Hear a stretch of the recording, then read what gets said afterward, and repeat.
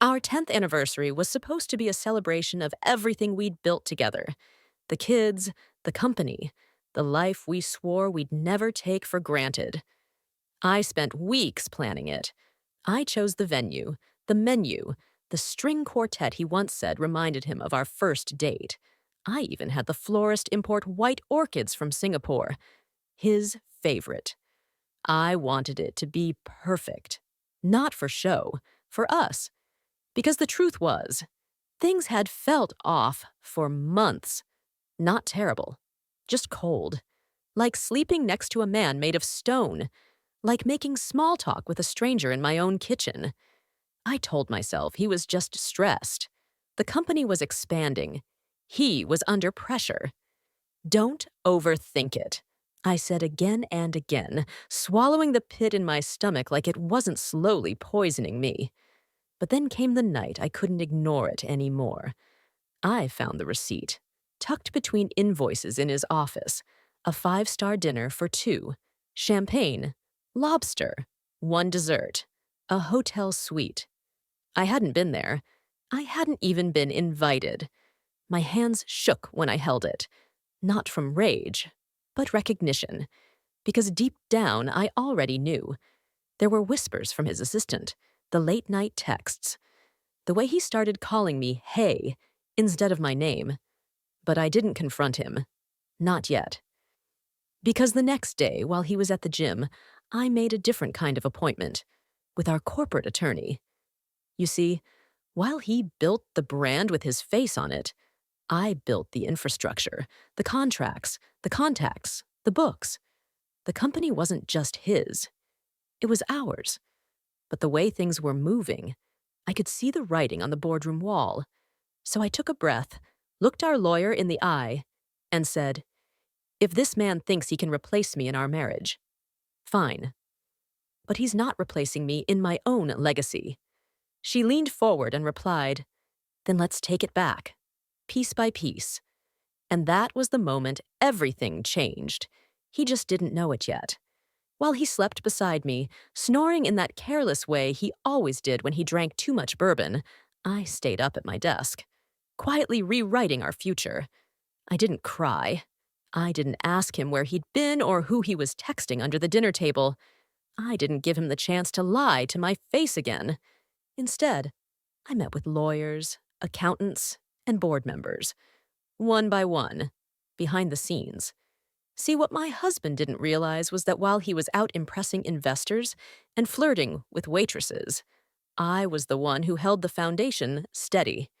I knew the passwords, the payroll, the private clauses buried deep in the acquisition files, and I still had enough silent shares, distributed to me quietly over the years by his late father, to flip the entire board if I needed to. All I had to do was move, and so I did. I transferred assets. I froze unnecessary expenditures. I rewrote key contracts with strategic language. And most importantly, I secured full legal custody of our children, sealed, signed, and dated. He hadn't shown up to a parent-teacher conference in 6 months. The court saw that. Every step I took was quiet, legal, clean, no drama. But I wasn't just planning a divorce. I was planning a reveal, because he had no idea that I knew about her, the so-called marketing consultant he took to Italy. The woman with glossy lips and a voice like sugar who suddenly appeared at every event. I watched them dance across rooms like I was already a ghost. So I smiled, took notes, waited. Because while he was planning our anniversary party, the one I had already built from scratch, he had no clue he was organizing the stage for my finale. He kept calling it the big night. And he was right. It would be. He just didn't realize he wasn't the one giving the speech. A week before the party, he stood in front of the bathroom mirror rehearsing his toast, like a man auditioning for a role he never earned. 10 years, he said, adjusting his tie, running a hand through his perfectly styled hair. I've built a business I'm proud of, a family I adore, and now I'm standing next to the love of my life. I sat on the bed behind him, pretending to scroll through emails, My heart stopped at that line, because he didn't glance at me, not once. He wasn't talking about me. He was rehearsing for her. He smiled at his reflection and tried a few more versions of it, like it was just a branding pitch. And honestly, that's what our marriage had become. Presentation over substance, optics over truth. I remember staring at the back of his head, counting to 10. Not to calm myself, but to mark how long it had been since he'd looked me in the eyes and meant it. And still, I said nothing, because my moment hadn't come yet. Instead, I asked, "Do you want me to help with your speech?" He turned, startled, like he forgot I was even in the room. "Oh," he said. "Nah, I've got it handled." Right. Like everything else, I watched him walk away, confident, clean-shaven, and completely convinced he was untouchable. But here's what he didn't know. The guest list had changed. The contracts had changed. The ownership structure had changed. And the minute he raised that champagne glass and delivered his betrayal in front of our friends and family, the real toast would begin. I had everything ready: the paperwork, the custody file, the board transfer documents, tucked inside a leather folder in my bag. Signed, notarized, bulletproof. And I had one final guest arriving, someone he hadn't invited, our lawyer. Because while he was preparing to humiliate me, I was preparing to end the show. It was surreal. Standing in the same ballroom where we had once slow danced under fairy lights, fingers interlocked like a promise. Now, 10 years later, the chandeliers still sparkled, but the love was gone. I wore a dark green dress, elegant, quiet, powerful. The kind that didn't beg for attention but couldn't be ignored. My makeup was soft, my hair swept up. I looked like someone who belonged there, even though I knew I'd outgrown that world months ago.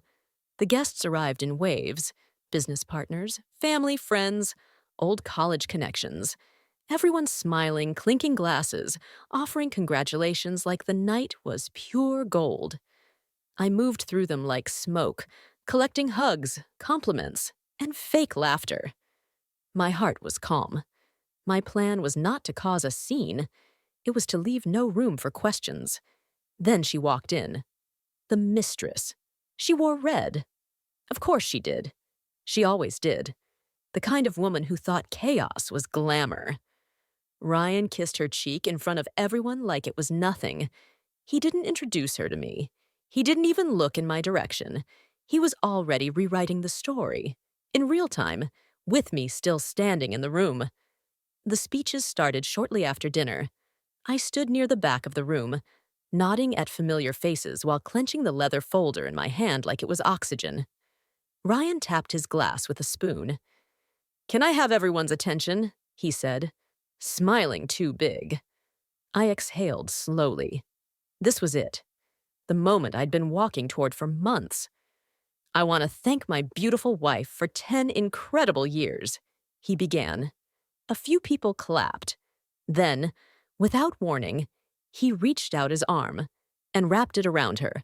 "But tonight," he continued, "I want to share something personal. A new beginning. Because this woman," he looked down at her like she was oxygen, "is the love of my life."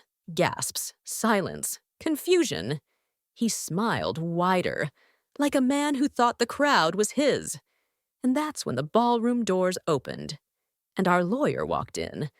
The lawyer walked in with calm purpose, wearing all black, carrying a folder identical to mine. She moved through the stunned silence like a blade through silk, not rushing, not hesitating, just delivering. Ryan's arm was still around her. The mistress. The love of his life. She looked confused, then nervous. He blinked, trying to understand what was happening. "Angela," he said, forcing a chuckle, "this isn't the time." But Angela, my lawyer, not his, simply handed him the folder. No words, no explanation, just truth in paper form. He took it, flipped it open, still smirking, still thinking this was some mistake. And then I saw it.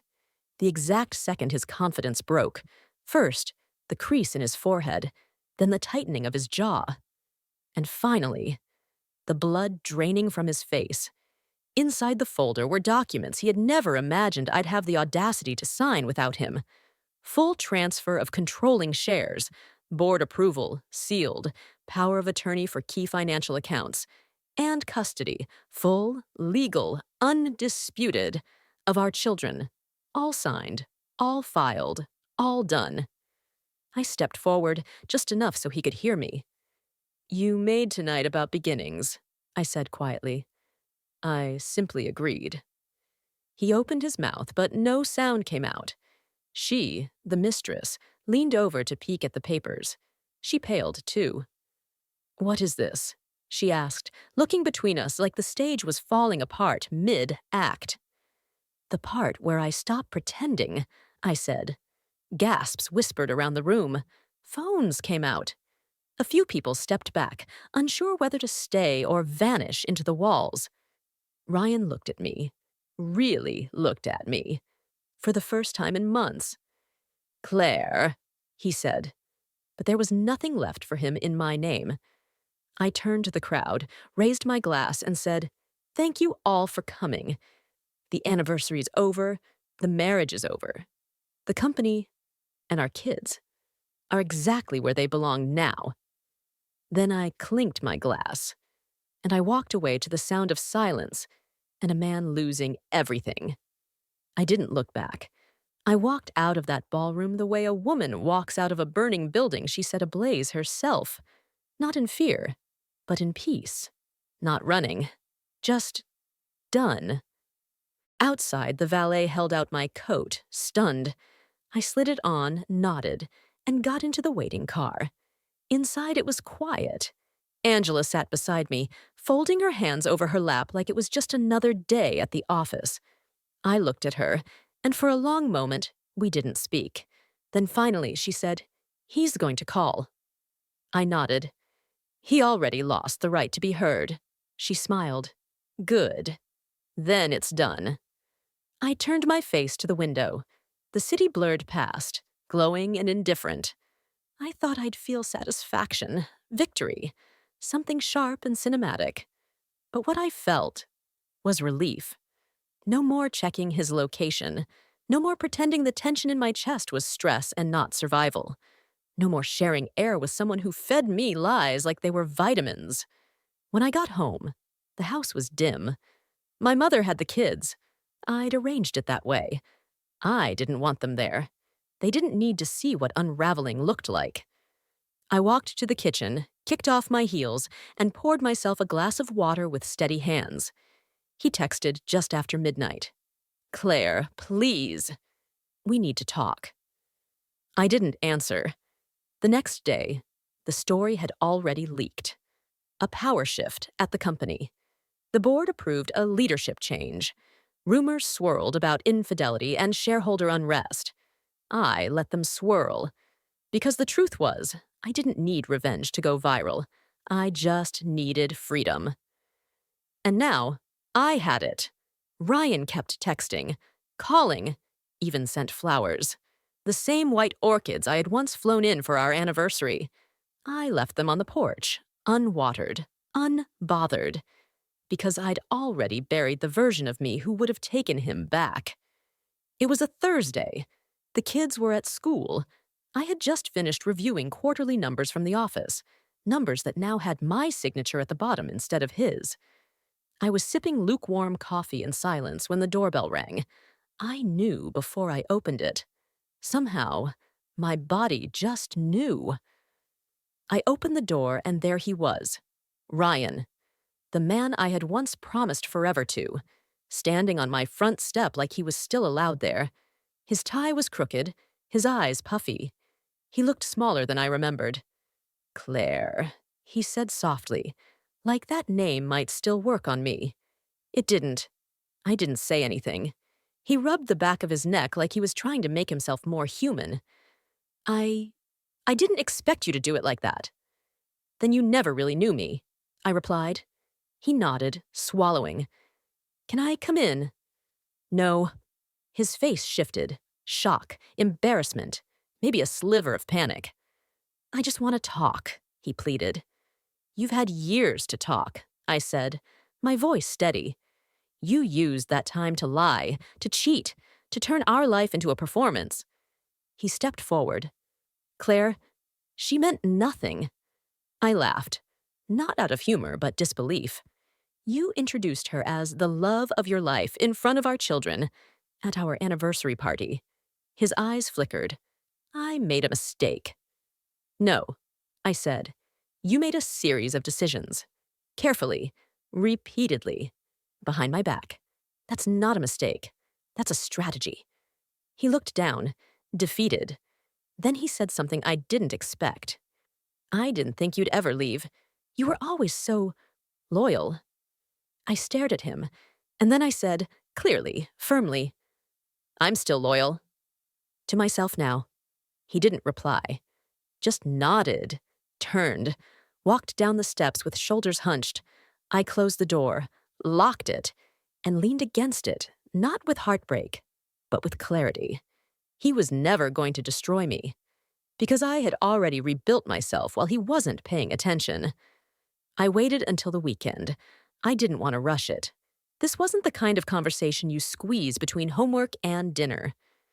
We sat on the living room floor, just the three of us. The TV was off, the curtains drawn back so the sunlight filled the room. I wanted them to feel safe, grounded, seen. They were young, but not too young to understand that something had shifted. Kids always know, long before we tell them. Is Dad coming back? My son asked. My daughter stayed quiet, curling her fingers into the hem of her sweatshirt. I took a deep breath. No, baby, he's not. I didn't cry. I didn't sugarcoat it. I spoke like someone who loved them too much to lie. I know things feel different lately, and I know you've seen some confusing stuff, but I want you to hear the truth from me. They sat still, watching me, trusting me. Your dad made some choices that hurt our family. He brought someone else into our life without being honest, and that's not okay. I paused, letting that settle. No panic in their eyes, just listening. But here's what matters. I'm still here, and I'm not going anywhere. My daughter looked up. Does this mean we don't have to go back and forth all the time anymore? I nodded. That's right. You'll stay here, in your home, with me. I saw the relief wash over her. I hadn't even known she was carrying that fear. They asked questions. I answered each one with care. Not bitterness, not venom, just truth. He still loves you, I said. But love isn't just about feelings. It's about showing up and doing the right thing. Always. That afternoon, we made pancakes, played board games, laughed. Real laughter, the kind I hadn't heard in weeks. And for the first time, I didn't feel like I was holding us together with invisible thread. I felt like we were already starting to build something new. It came through Instagram, of all places. A message request from a name I didn't recognize at first. Some obscure handle with a filtered profile photo. But when I clicked, I saw her face. Her, the mistress, the woman who stood beside my husband at our anniversary party, while he called her the love of his life, the one who smiled while I stood there with a glass of champagne and the weight of 10 years collapsing on my back. I stared at her message for a long time before opening it. Hi, Claire. I know this probably isn't welcome, but I just wanted to say I'm sorry. For everything. I blinked, scrolled. I didn't know the full truth. Not really. He said you were already separating, that you didn't care, that it was over. I believed him. That's on me. I should have known better. And now? Well, he's gone. Won't return my calls. Deleted everything. I think he's with someone new. The irony didn't even sting. I kept reading. I just wanted you to know. I never wanted to hurt you. And you were right. About all of it. I didn't respond, not because I wanted to punish her, because I had nothing left to say. Her apology wasn't for me, it was for her own conscience. And that was fine. Let her feel remorse. Let her understand what it means to be disposable to the man who promised permanence. I closed the message, blocked the account. Then I opened my laptop and logged into the company's dashboard, checked the reports, watched the numbers climb. We had just landed our biggest account to date. Not because of him, because of me. Because while he was out chasing flattery and lipstick and perfume, I was anchoring an empire he never respected, until it wasn't his anymore. I shut the laptop, took a sip of tea, and smiled. She could keep his promises. I had already kept my power. It felt different now. The same glass table, the same high-backed chairs, the same skyline outside those spotless windows. But everything had shifted. They used to look at him when decisions were made. Now they looked at me. Some of them had doubted me at first. Quietly, of course. In that condescending way men sometimes do when they assume your presence is ceremonial, decorative, a placeholder. But I had proved them wrong. Not with volume, but with results. I showed up early. I knew the numbers inside out. I anticipated trends. I renegotiated contracts he never even read the fine print on. And when I didn't know something, I learned fast. That morning, I stood at the head of the table, clicker in hand, leading our quarterly presentation. Sales were up. Costs were down. Morale, higher than ever. And yet there it was, his empty chair, still marked with his name, engraved into the wood. I could have had it removed weeks ago, but I left it there. As a reminder, not of him, of me, of how far I'd come, of the silence I endured while he smiled through meetings with lipstick on his collar and his phone vibrating under the table, of the way I kept this company afloat while he played king and called me support. A senior exec, one of the old guard who used to eat steak lunches with Ryan twice a week, raised his hand at the end of the meeting. "I'll be honest," he said. "I didn't think this company would survive everything that happened, but somehow, we're stronger." I met his eyes. That's what happens when you cut out the rot.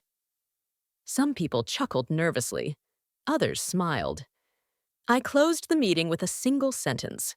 We're not rebuilding what we lost. We're building what we deserve. Afterward, I stood by the window with a quiet cup of coffee. And for the first time since this war began, I didn't feel like I'd won. I felt like I'd inherited what was always mine. And now I was leading, without compromise. I was grabbing coffee after a morning meeting, hair in a bun, no makeup, just me and my power and peace. When I saw them, Ryan, and a new woman, you'd think I'd freeze, that the world would tilt, that I'd duck behind a pastry shelf and wait for the moment to pass. But I didn't flinch. They were sitting outside, by the window, laughing. He leaned in close like he always did when he was trying to impress someone. His hand brushed hers.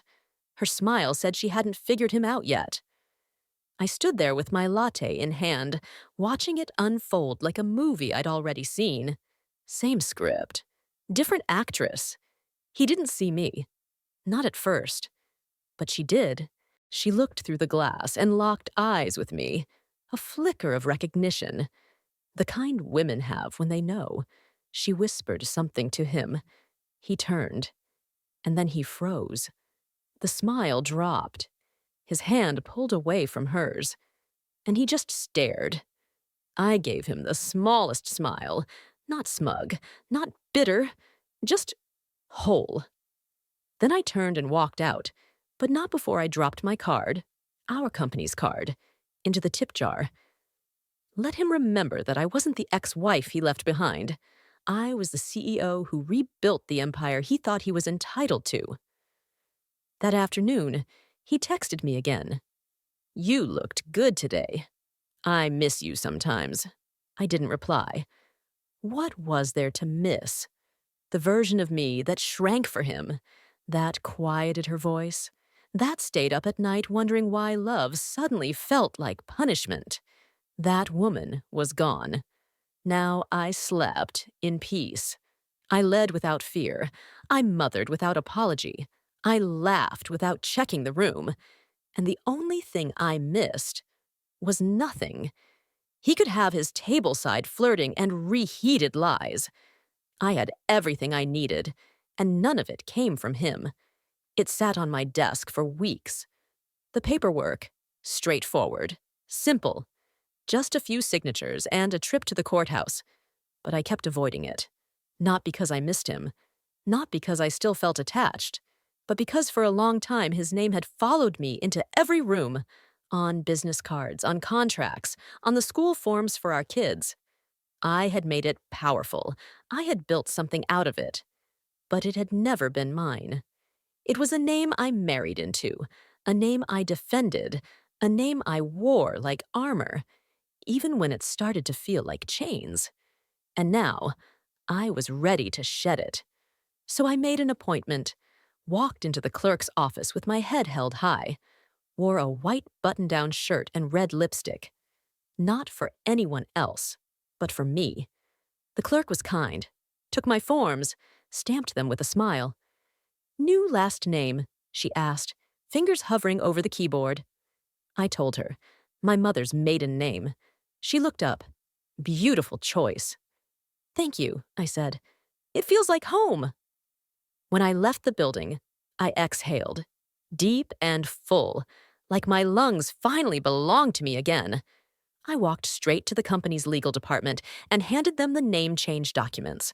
New business cards, new signature, new plates for the office door. Claire Monroe, not Madden, not a shadow of a man who thought I'd never be more than his accessory. I told the kids that night. My daughter smiled first. "I like it," she said. "It sounds strong." "It is," I said, "because it came from women who didn't give up." That weekend, I bought a new journal. First page, in my new handwriting, I wrote, "She let go of the name he gave her and became the woman she was always meant to be." I wasn't erasing my past. I was reclaiming my future. It was buried deep in an old album, one I hadn't touched in years. A dusty hard drive labeled Family Vacations. I was looking for a school photo of the kids for a project when I stumbled on it. A picture from our 5th anniversary trip to Greece. There we were, smiling on the cliffs of Santorini, all white outfits, blue skies, the illusion of happiness. But it wasn't the smile on his face that stopped me. It was mine. I zoomed in. I didn't recognize her. Her eyes were tired. Her posture was tense. She was smiling, yes, but only with her mouth, not with her soul. I remembered that trip. I remembered crying in the bathroom after he missed our dinner reservation to take a call. I remembered the silence that lasted until morning, and how I told myself, "Don't ruin the vacation, just get through it." And I did. I always did. For years, I thought strength meant staying, that endurance was love, that compromise meant shrinking. But looking at that photo now, I felt nothing but grace for the woman I used to be. She did what she could with what she had. She didn't have all the facts, but she had hope. And that hope kept her moving, even when she was bleeding inside.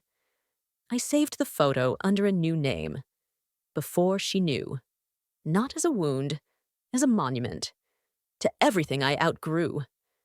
That night, I took a new photo. Just me, barefoot on my balcony, wrapped in a sweater, no makeup, holding a cup of tea, the skyline behind me. My eyes weren't tired. They were clear. My smile wasn't forced. It was earned. And for the first time in years, I looked at a photo of myself and thought, there she is. Not someone's wife, not someone's mother, not someone's collateral damage. Just me. And she looked free. It was exactly 1 year after the night he humiliated me at our anniversary party. Same month, same day. But this time, the guest of honor was me. I rented a rooftop space downtown. Nothing over the top, but beautiful. Warm lights, real laughter, no tension hiding beneath tuxedos, no secrets sipping champagne, just a room full of people who saw me. Friends, colleagues, women from the Tuesday night circle. Even my mother, in her favorite blue dress, tearing up every time she looked at me like I had climbed out of a burning house and built a garden. I didn't invite him. Of course not. But I did give a speech. I stood in front of a room filled with love I didn't have to beg for and said, exactly 1 year ago, I stood in a room and watched someone I once trusted throw away our life in a single sentence. And now, I want to thank him. Because if he hadn't, I might still be standing quietly beside him, instead of standing fully as myself. The applause didn't matter. The clinking glasses didn't matter. What mattered was me, finally taking up space without apology. I danced, with friends, with my daughter. At one point, I took off my heels and just laughed until I couldn't breathe. Someone handed me a sparkler, and I held it high like a torch I'd earned. Because I had. I wasn't celebrating revenge. I wasn't toasting pain. I was honoring the version of me who had survived the hardest year of her life and still had room to dance. As the party wound down, someone asked, "What are you calling tonight?" I smiled. My real anniversary. Not of a marriage, of a rebirth, of the night I finally married my own voice and never looked back. Everyone talks about closure like it's a destination. Like one day, you sit across from the person who hurt you, and they cry, and they apologize, and the pain dissolves like sugar in warm tea. But that's not real life. In real life, the apology might never come. And even if it does, it doesn't undo what they broke when you were still trying to hold everything together. I used to rehearse what I'd say if Ryan ever sat across from me and said, "I'm sorry." I had whole monologues built in my head. Sharp, powerful, final.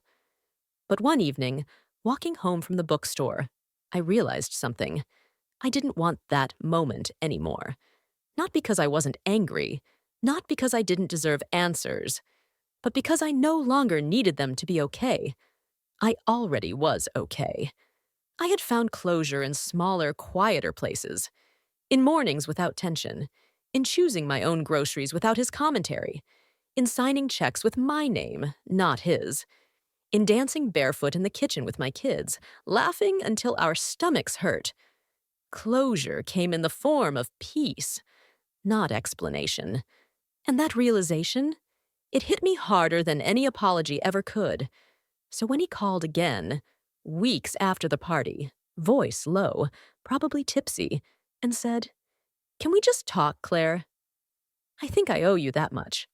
I said gently, "You don't owe me anything." He paused. "Don't you want to hear what I have to say?" "No," I said. I already lived it. I survived it. That was enough. And then I hung up, not with bitterness, with freedom. Because when you stop seeking closure from the people who broke you, you make space for a deeper truth. You were always capable of healing, without their permission. Grief doesn't leave like a thief in the night. It lingers, rearranges your furniture, sits at the breakfast table even after the storm has passed. But slowly, so slowly you almost miss it. It gets quieter. It stops barking, starts whispering. Then one day, you notice it's gone. That day came for me on a Tuesday. I was rushing out the door, late for a meeting, my daughter dragging her backpack, my son yelling something about cereal when I stopped, right in the middle of the chaos. And I smiled. Because the life I was living, the mess, the noise, the movement, was mine. Entirely. Authentically. Unfiltered. And no part of it required tiptoeing around someone else's moods. I dropped the kids at school and headed into the office. Our office. We had just hired 3 new team members, all women, all powerful. We launched a mentorship initiative that paired rising female entrepreneurs with seasoned professionals. One of them hugged me in the hallway last week and said, You don't just run a company, you run a movement. And maybe I did. But more than that, I had built a life that no longer revolved around being chosen. I chose myself. That afternoon, I went to yoga, something I never had time for before. I was terrible at it. My balance was laughable, but I loved it anyway.